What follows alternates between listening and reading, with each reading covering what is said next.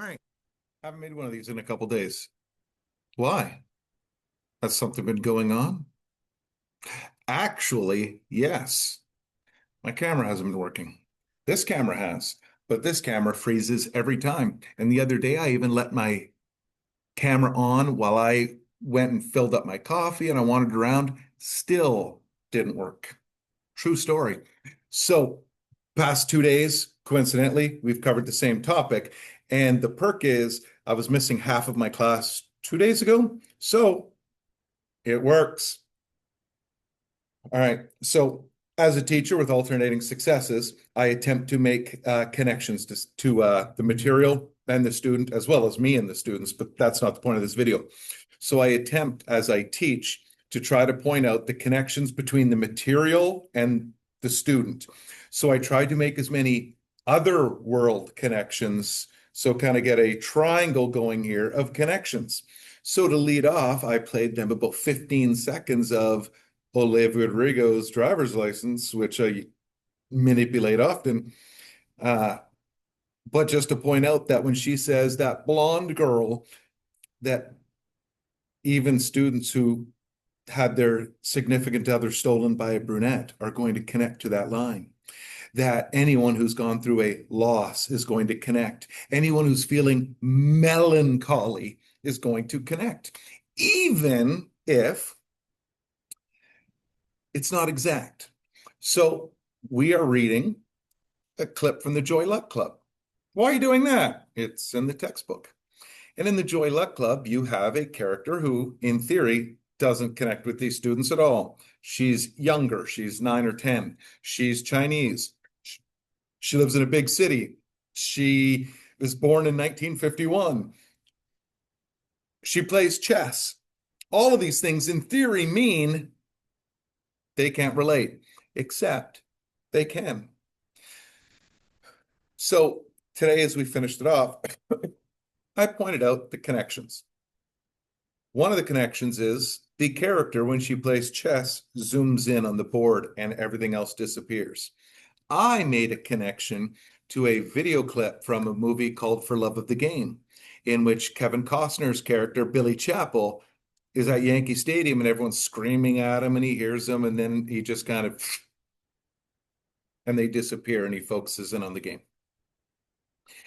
That they can connect because in volleyball, they don't notice their parents screaming up in the stands.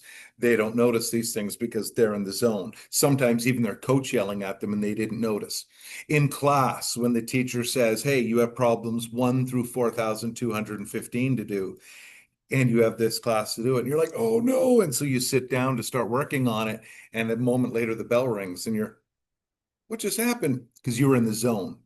So this story connects. Doesn't mean that you're going to love the story because it has one random thing, but this is how we start making reading work because we start making these connections with more than just a single thing. She also has beef with her parents.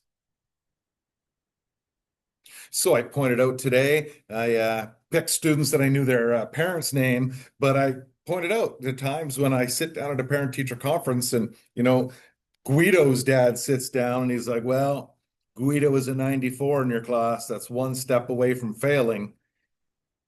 That's one big step. Some parents put a lot of pressure on their kids. I then showed them a quick clip of a basketball referee who gets blasted from some guy running from the stands because he was protecting his kid, even though he didn't even hit the official that was involved in the play. Well, I wasn't showing it because, oh, look, some guy just got lit up. Because if he's going to do that to the official, what's that kid's story? I think dad is just like, good game, son. I enjoyed watching you play.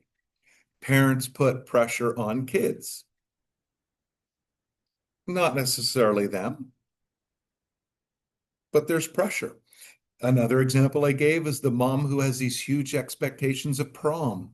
Maybe the daughter doesn't care.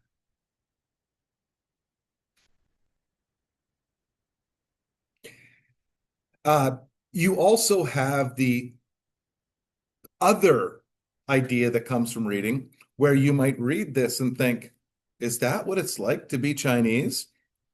No, but yes. There are cultural stereotypes for a reason.